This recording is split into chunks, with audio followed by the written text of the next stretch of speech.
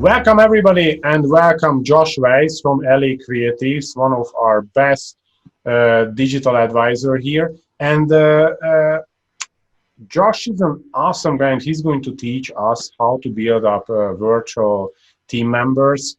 This virtual team is really something which comes with digital transformation because digital technologies allows us to actually work from home, work from different places, do fractional work and things like that. And we are so excited to enable small and medium businesses about that. And Josh, just give us some roundup why you are so excited about that. I know you are crazy excited and you are, like a big messenger of these virtual teams. Why actually you are so passionate about this?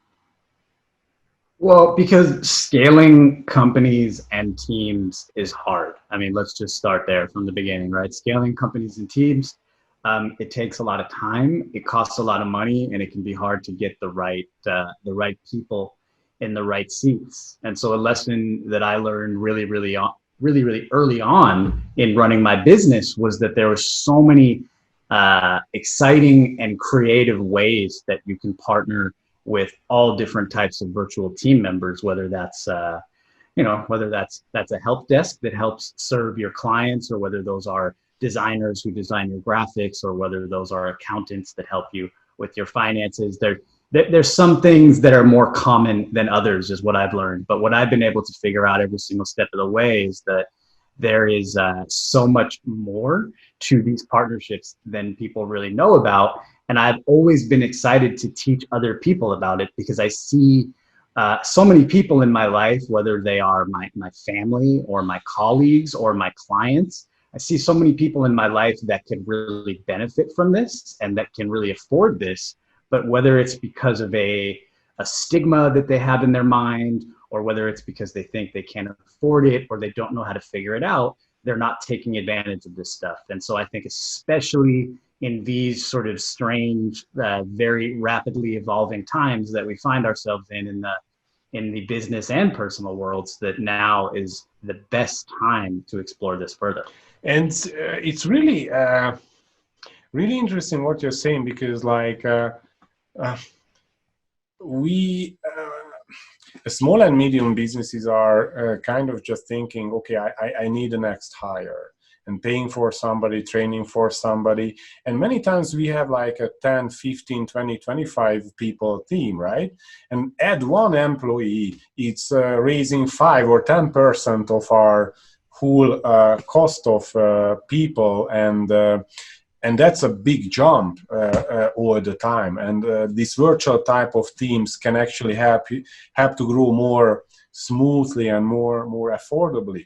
So I know that you assemble some type of methodology how to build better teams. And what are the lessons you learned along the way? And because it can be really a complex thing, Josh, cultural, liability, a lot of stuff going on here, right? So it's a technology enablement thing, but what are the major lessons you learned along the way? Can you give us the first? Sure. Yeah. Well, the first one that I see is that it's really important to incorporate virtual team members into the company culture that you've built. And really, this applies to you whether you're just like a one-person business who's a freelancer who hires somebody to help them out every now and then, or whether, like me, I have a company and I have full-time employees, but I work with various types of virtual teams in addition to my company. And the thing that I've really built as a foundation of my business to really protect the integrity of my company, and also to encourage the people that work with me to be as happy as possible and to be as productive as possible, is to incorporate them into our culture. And that can mean different things for different types of businesses. But some examples that I have is that, whether you use Slack or you use Microsoft Teams for communication in your business,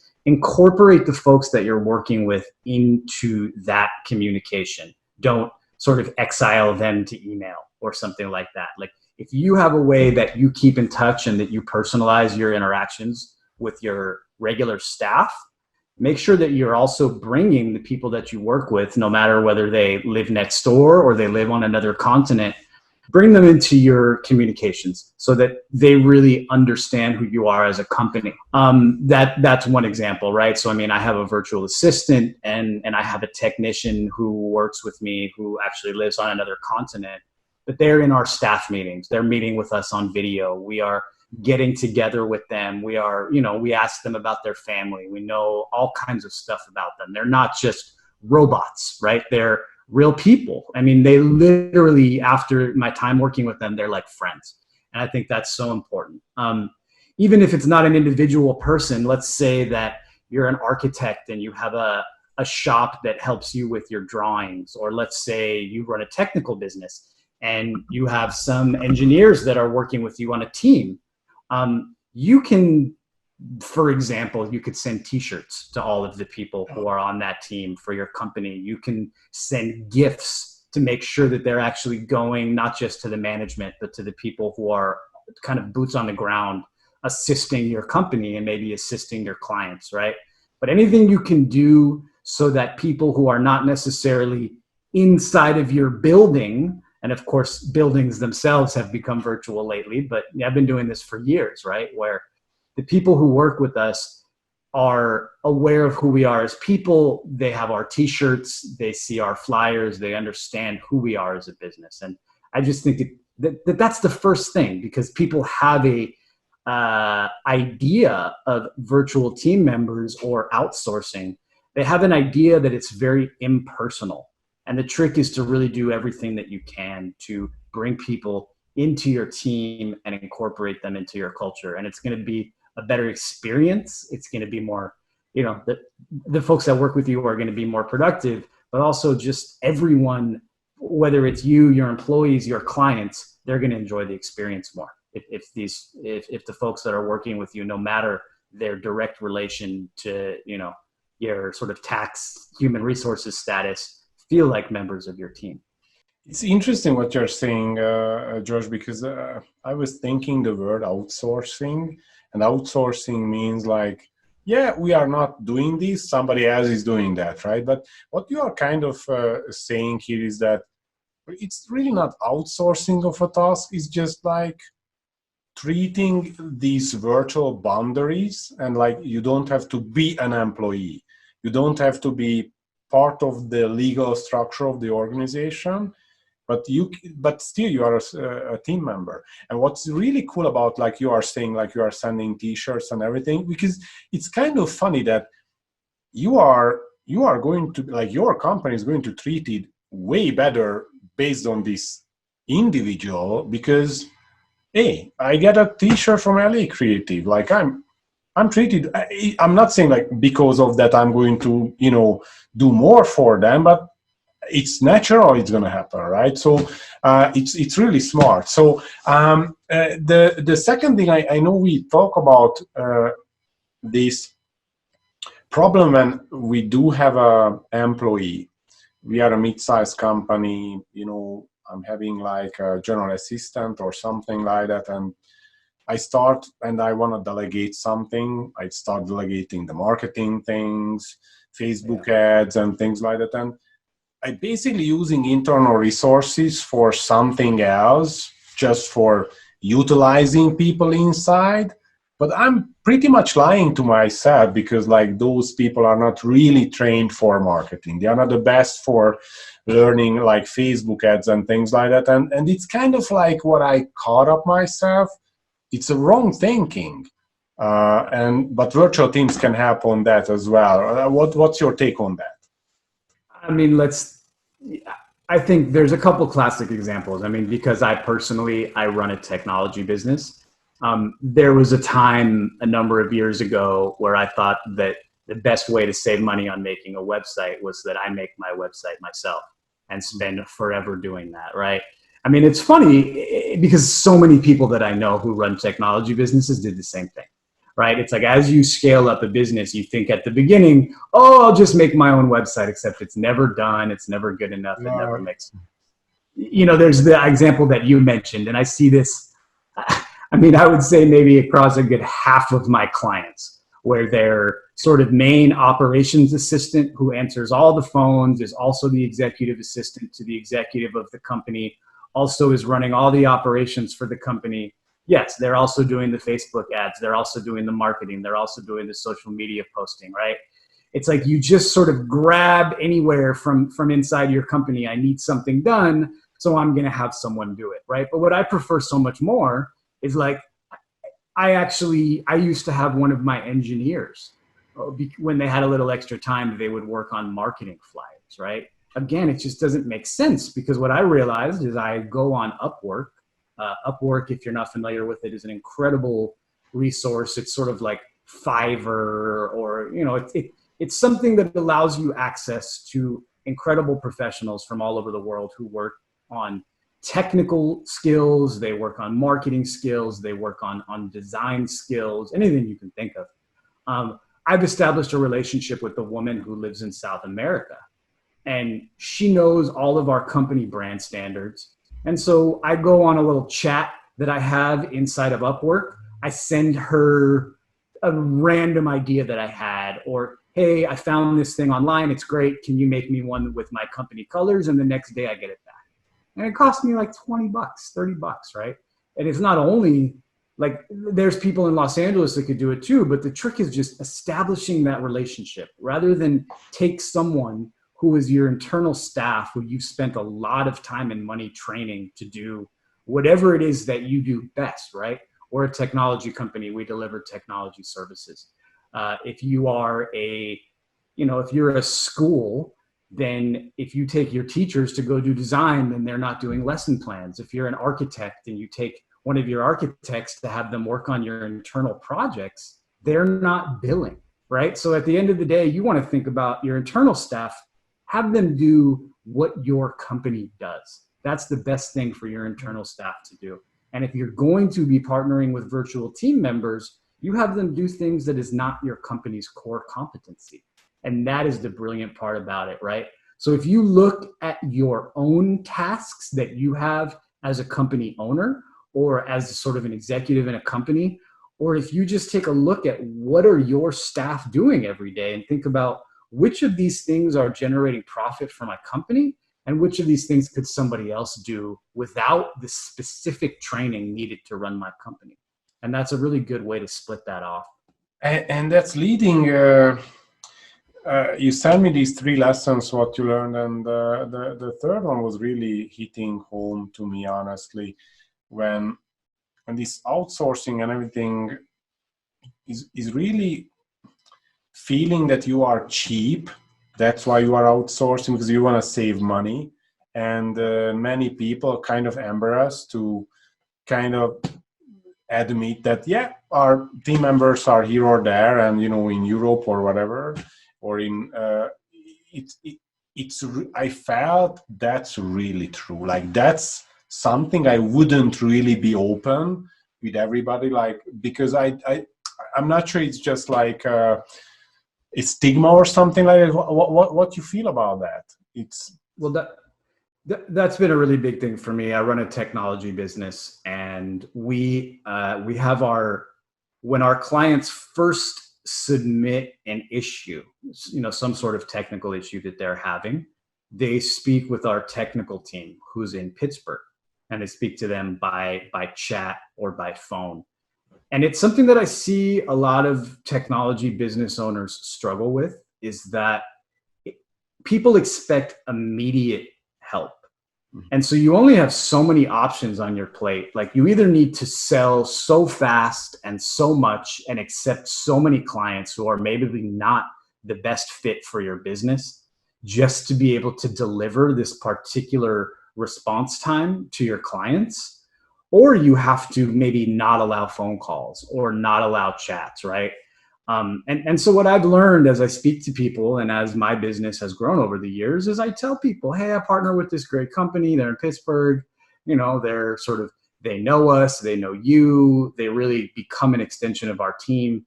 And just in the way that you present that, or like, I have a wonderful virtual assistant, and she gets to know my clients. Like, I'm not lying to people about the fact that she's in the Philippines, right?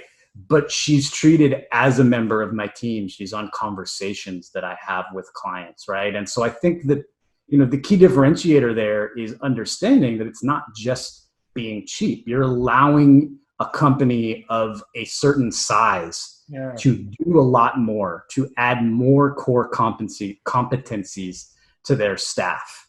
And you're saying that, look, like, by doing this, you can have access to a technician in 30 seconds, which if everyone that I hired had to be in Los Angeles, like, it's not just, do I do this for a lot of money or do I do this for a little bit of money? It's, do I do this or do I not do this, period, right? And so you can be a lot more creative with the way that you build a business. I mean, I know that you, Danish, you have people all over the world as well that work with you. It's ridiculous. Like half of the team I haven't met live. It's just kind of crazy. And Josh, like, we are in the middle of this COVID situation, and I felt that is really changing the perception of many, many, many things, because many people started working from home. So if somebody would run into here, my kids or whatever, that's a couple of weeks before, it would have been a problem. Now, nobody cares. Like, it's really have some kind of cultural shift. How this do you think is affecting virtual teams, virtual work, these type of avenues? I mean, I think it's huge when you consider a couple of things. I mean, first off, like, it's funny now when I'll call into some call center, like I'll call the bank or I'll call, some giant company. And now you still hear the babies crying in the background, right? Because everybody is working from home. So, the first thing is that, I mean, almost none of my clients before COVID were really working remotely unless they were on vacation or unless it was just the boss who had to do his remote work. Like, a lot of the companies that I work with, and these are, large, successful businesses, they just had a company culture which says you have to be in the office. We all have to be together in the office. And so it's harder to imagine having like virtual team members, people who aren't in the same city or the same country or anything. But all of a sudden, if you have your entire team and everyone is already spread out, I mean, even in a couple companies I work with, we've already had some employees who have left Los Angeles until until people are allowed to return to the office. Like, it's already expanded the notion so much of what's possible.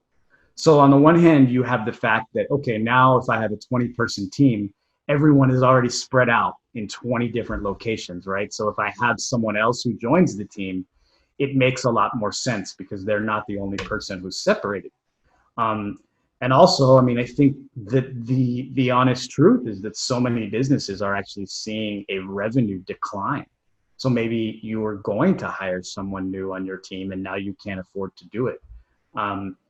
It now becomes possible, right? You don't have to cut down the service level that you're delivering to your clients because you can take on an expansion that you would not have been able to do otherwise. So I think there is both a cultural change, which is really allowing people to see remote work differently and see like how people can collaborate.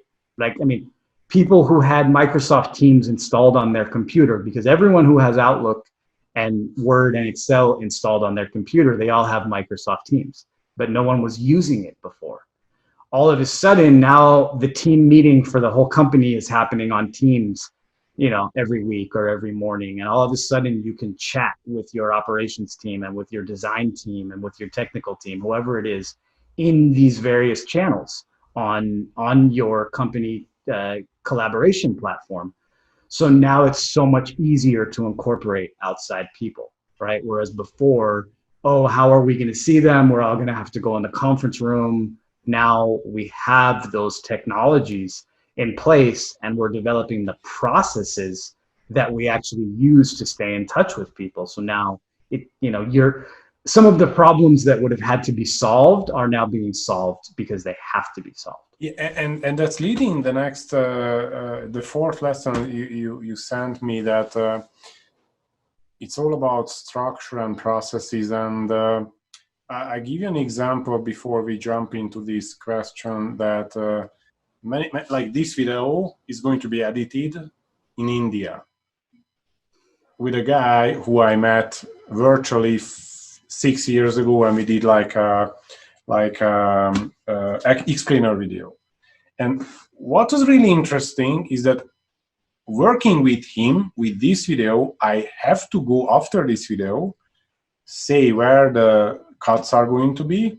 I have a written process, what he's going to go through, how he's naming the stuff, how he's uploading, where he's uploading. And you know what, Josh? What I realized that this work with this guy will be so much smoother than what I did internally or what I did myself. Because what happened is, because I didn't have process for that before, I had to do my editing and things like that. And that was really cumbersome and slow and everything. But I had to come up with a process now.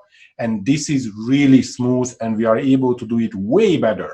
So somehow I felt that the how to say, the maturity to do something is going to be higher when you are working remotely and you're working with a virtual team. I don't know how you feel that, but it was a big epiphany for me that I had to really walk through the process, generate the process to be able to work really effectively with somebody in a virtual team. And everybody benefited that. Yeah, it's totally true. And, because it's one thing when you're sitting across the aisle from somebody, right? Yeah. So they're working on something, they have a quick question, they've been watching you do it for a long time, slowly you give it to them, they take over. With a virtual team member, either, it could be like a full-time employee that you have who works for you every day, or it could be something like what you're saying, like, hey, I'm a video editor, I'm in India, people send me content to work on. You are removing one personal part of the relationship just because you're not in the same space. And just because as much as you include them in your team culture, obviously they're not inside your building, they're not with you all the time. And so, like, for example, I work with this team in Pittsburgh. They answer the phone for our clients. So maybe a client of ours is having a trouble accessing an application, or maybe a client of ours is having trouble printing something, whatever it is, right?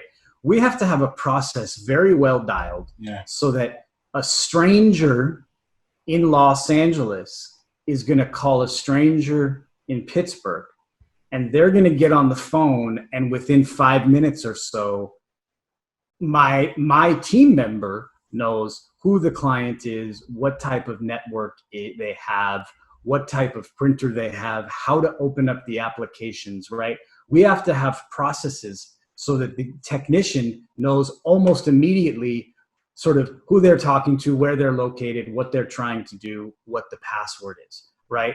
And now, if that same client is calling someone who's directly inside my office, we don't need that same type of documentation in the same way, because that person has context. But what we have to do is create technical documentation and also introduce context. And that's something in so many ways that, it helps you, because when you're forced to think through that process step by step by step by step, you come up with a more consistent outcome, right? And I know other parts inside this digital maturity group, you can go learn more about that process of making a process, right? We're not going to go into that here, except that what you're saying is very true.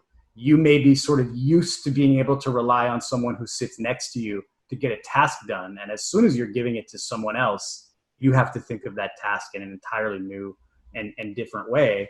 And then beyond that, you have to say, I work with a virtual assistant. So what's her schedule? What is she supposed to get done today? What are her responsibilities? Like, when you're building the responsibilities of a team member who you've never even met in person, it really becomes an interesting project to think about what roles in your company are you outsourcing How do you complete those roles? You know, how do you know that that person did their job every day?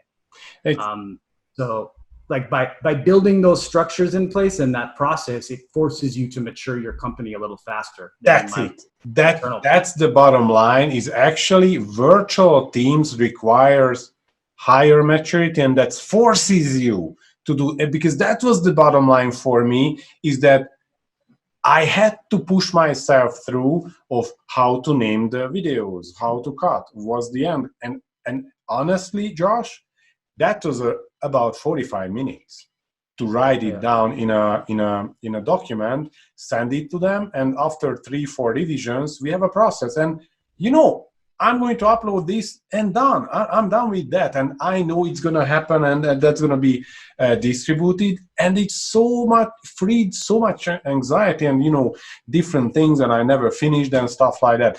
So the other thing, Josh, the last kind of lesson. Hold on, let me say one more thing on that topic, actually, because I think people get overwhelmed and they think, it's going to take me too much time to write down how to do this. I don't really know how to explain it to somebody else, right? So remember, you can always hop on a video call with the person that you're training, and you can record it, and then you can have them write the document.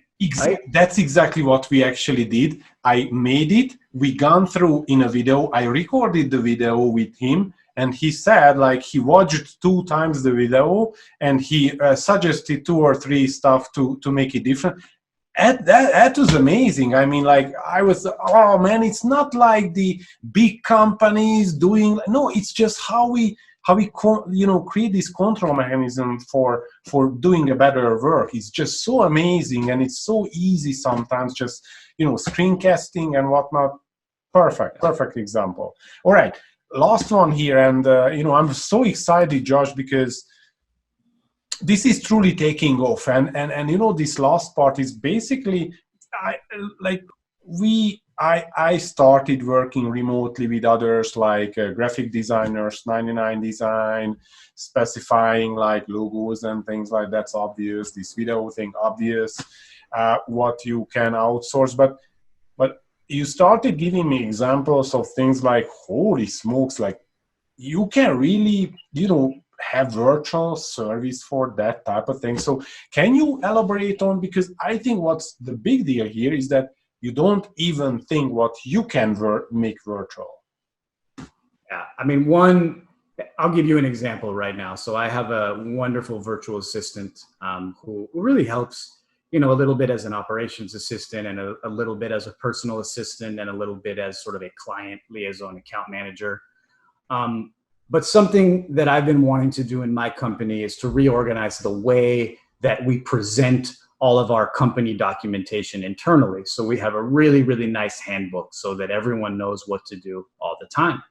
And it's something which I think for a long time, I thought that it had to be my own responsibility as the company owner to take care of that. But something that we realized is that my virtual assistant, she has a very, very close friend who used to design process guides, Six Sigma methodology process for Accenture, for one of the biggest companies in the world, right? They would do a project at Accenture, and she would create the project handbook for that project, that it would literally go out to these, high-paid consultants all over the world. And so she's going to be working with me as an integrator to help design the process so that I don't have to do it myself, right? So I can focus more on the company vision. And it's just something I never would have thought of really being able to sort of outsource or get help with before. But it's perfect because I can give her, in the same way that you can make a video with your video editor and then he can write the process. We can show her what needs to get done, and she can start to write those process. And she was trained by, probably one of the top 20 biggest companies in the entire planet, right? To do exactly the task that I need done. That's an example. Another one is I have a friend who he's a consultant for architects and designers in Los Angeles. He's been working for 30 years in Los Angeles, but his country of origin is India.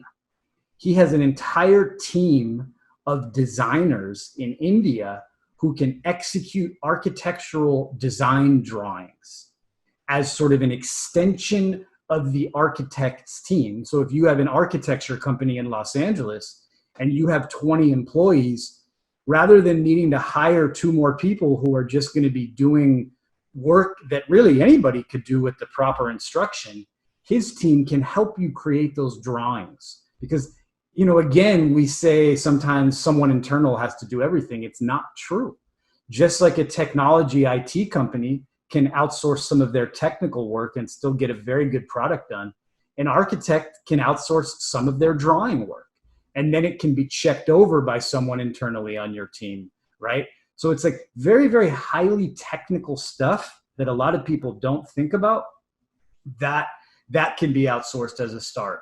Something else that I come back to with my virtual assistant, I wasn't sure when first starting to work with the virtual assistant if maybe she would be like a secretary, right? But she's really become like an operations manager for the company. She knows the clients, she knows their personalities. She really is friendly with the people, right? She's almost become an operations manager and an account manager and all this much more exciting personal stuff. And she views herself as a staff member, right? She's on the team. Yeah. She gets raises. She gets paid days off. It's the whole thing where she really is integrated, right? So I think either looking at work where maybe you might have thought it's too technical or it's too complicated, or you just wouldn't even think, no one can ever help me with that. Only I can do that. Or only my person who's worked with me for 10 years can do that. People have amazing skills, right? And there's so many members of this economy who are really excited to work with companies like mine and like yours, and who have been trained by the best, right? And who have the expertise. And I think that's where people sometimes don't think about it. And I just think the possibilities are endless if you look at everything that's done inside your company, or just everything you wish you could do, right? Because the last thing I'll say is that I have a number of consultants and coaches and mentors. And when I first started my company, I thought I would have to partner. Like if I wanted help with how to manage my company, I would need to partner with someone who was an expert at business. But then I realized, wait, I can hire that person on a sort of pay-as-I-go basis, and they can act like a partner in all the good ways, but they don't have equity in my company. And if the relationship doesn't work anymore, then we can stop working together, which is very hard to do with a partnership. And you know what, just a personal example, I'm living in Canmore, Canada, like a 12,000 people town in the middle of the Rockies, big mountains all over the place. And the majority of the work here is tourism and remote workers, because the lifestyle people come here mountain biking, skiing, whatever, and they are super smart. Like these people are actually smart. They can help, and they help to other organizations as well, because they can do it remotely, and they can be part of many virtual teams. Like I've been working on the local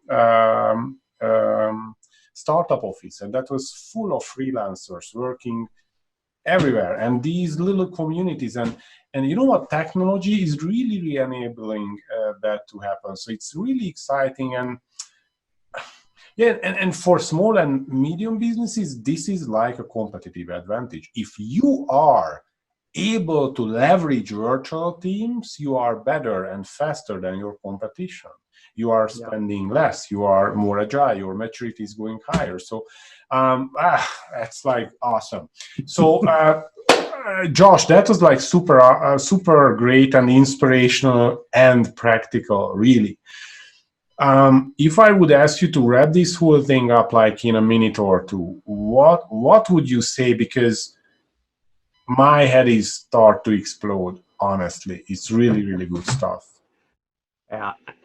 I mean, basically what I see is that this is a time in the world when things are changing very fast, when being sort of at the leadership level in a company, on one hand, it's it's very scary because things are changing very fast. But what is exciting is that through expanding your notion of how you use technology, through expanding your notion of what your company culture looks like, and sort of how you collaborate with your staff, and how you might be able to collaborate with people in the next building or the next city or the next country. You can really do so many things that you might not have thought were possible before, right? You can keep all your team members, but then for additional investment that's much less than a couple extra team members, you can work with teams of people. You can work with full-time staff who you speak with every day, who you know well, who may be in the Philippines, right? Who will speak perfect English, who will know you well. You can do so many things, and it really becomes a digital transformation of your company culture in every way. But because we have Zoom, and because we have Slack, and because we have so many great tools on the internet, and because we have wonderful platforms where you can go and you can use them as a recruitment to hire a virtual assistant, or you can partner with a platform who works only with your core competency, whether you're a technology company or an architecture company or a school district, or a marketing company. It's endless. It goes on and on and on and on. It doesn't matter what you do. There are companies who serve only people who do what you do, right? And so by leveraging the right technology, adapting your company culture, really designing the processes in your business, you can add expertise to your business really fast. You can scale your business up and down really fast. And really, like, the sky is the limit, right? And so because we're here at this juncture, like, we really are not going back to the same type of work in the same way that we did before. Like, there's just no way, right? People are trying to open their offices. It's not happening right now. So it's really time to kind of zoom out, look at the way you run your company, and think about the ways that you can adapt and evolve quickly through digital transformation and through the inclusion of incredible virtual team members into your team and into your organization. Josh, I don't know what to say. It's like thinking about us as a virtual company for like 8 years only. I had a couple of aha moments, so I can just think like somebody having a brick and mortar company will have like drinking from the fire hose. But I think it is really inspirational, and thanks for sharing these ideas and practices